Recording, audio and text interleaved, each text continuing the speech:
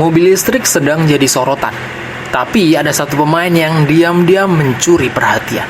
Yes, mobil hybrid. Apakah ini hanya tren sementara atau justru punya potensi jangka panjang yang bisa mengubah arah industri otomotif dunia? Hari ini, mari kita bahas lebih dalam.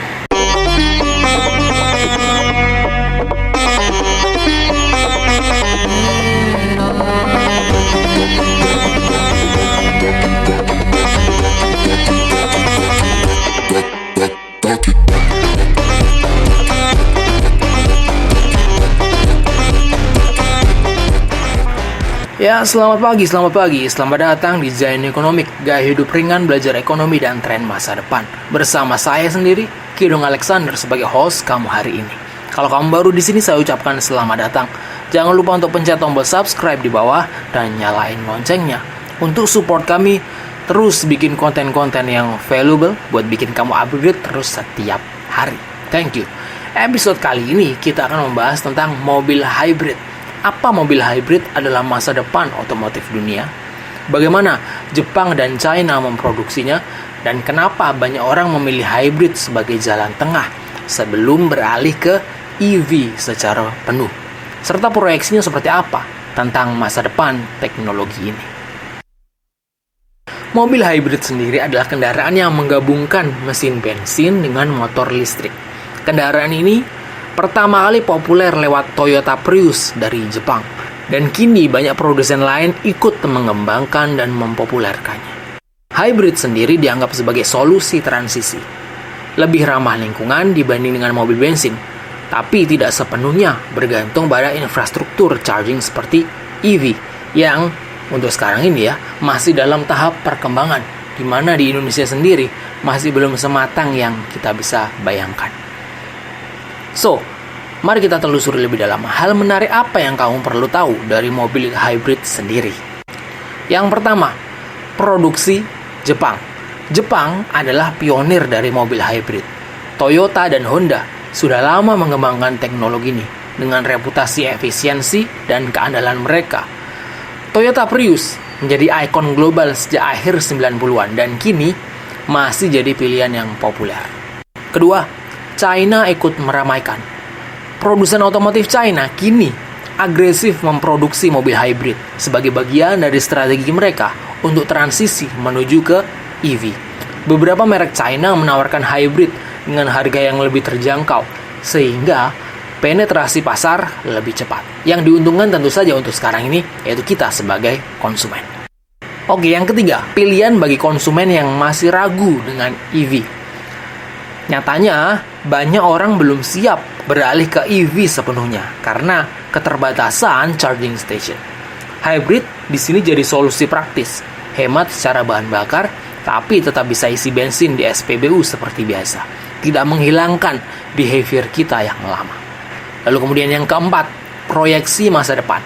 Mobil hybrid diprediksi bakal tetap relevan hingga 10-20 tahun ke depan, terutama di negara berkembang. Hybrid bisa jadi jembatan menuju EV sepenuhnya, sambil menunggu infrastruktur charging yang lebih matang. Namun, ada resikonya tentunya. Jika teknologi baterai EV semakin murah dan efisien, hybrid bisa kehilangan daya tariknya. Pertanyaannya sekarang adalah, apakah mobil hybrid benar-benar solusi jangka panjang atau ini hanya transisi sementara aja? Jika negara-negara maju semakin mendorong EV secara penuh, apakah hybrid akan tertinggal? Atau justru hybrid akan tetap bertahan di pasar negara berkembang, di mana infrastruktur EV mereka yang belum siap? Pertanyaan ini penting karena pilihan teknologi otomotif bukan hanya soal mesin, tapi juga soal strategi energi global. Dengan semua yang kita bahas hari ini, apa yang bisa kita pelajari? Yang pertama, tentunya kita tahu bahwa mobil hybrid adalah solusi transisi antara mobil bensin atau ICE dan juga EV. Jepang sendiri di sini sebagai pionir dari mobil hybrid. Namun, China sangat agresif masuk ke pasar. Hybrid relevan bagi konsumen yang belum siap bertaruh penuh pada EV secara keseluruhan.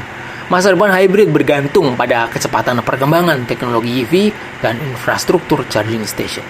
Pelajaran paling pentingnya di sini adalah bahwa investasi teknologi transisi bisa tetap memberi peluang yang besar, meski tentunya tetap akan ada resiko jangka panjangnya.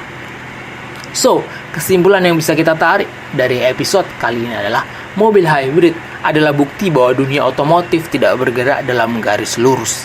Mobil hybrid dengan semua jenisnya ya, mild hybrid, HEV, PHEV, dan sebagainya hadir sebagai solusi transisi, memberi kenyamanan bagi konsumen sekaligus membuka jalan menuju era EV.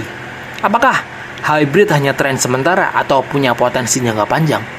Well, jawabannya akan tetap bergantung pada bagaimana teknologi EV berkembang dan bagaimana negara-negara ikut membangun infrastrukturnya. Namun ada satu hal yang pasti di sini. Hybrid telah memberi kontribusi besar dalam mengubah cara kita memandang kendaraan ramah lingkungan. Di sini, hybrid bukan sekedar tren. Ini bisa jadi akan jadi jembatan paling penting menuju masa depan otomotif dunia. Ya, setelah kita membahas EV, untuk kamu yang benar-benar ingin siap menghadapi masa depan ekonomi global, jangan lewatkan e-book terbaru dari Jayanahara berjudul Apa Dolar Yang Kita Kenal Akan Mati. Harga kembali normal dan bahkan lebih terjangkau. Kini hanya Rp43. Tapi ingat, harga ini tidak akan bertahan selamanya. E-book ini bukan hanya sekedar bacaan, tapi panduan untuk memahami perubahan besar dalam sistem keuangan dunia. Membahas masa depan mata uang global dan bagaimana kita bisa bersiap menghadapi perubahan besar. Di dalamnya terangkum materi tentang stablecoin, manfaat, peluang, serta resiko di baliknya untuk menghadapi masa depan industri keuangan yang bisa jadi pembeda untuk kamu yang benar-benar siap menghadapi perubahan. Segera dapatkan sebelum kesempatan ini hilang. Pastikan kamu termasuk yang siap menghadapi masa depan finansial dunia. Klik di link.id/Jayanahara untuk dapatkan e-booknya sekarang. Atau agar lebih mudah, kamu bisa klik link di bio channel kita sekarang. Thank you and happy spending.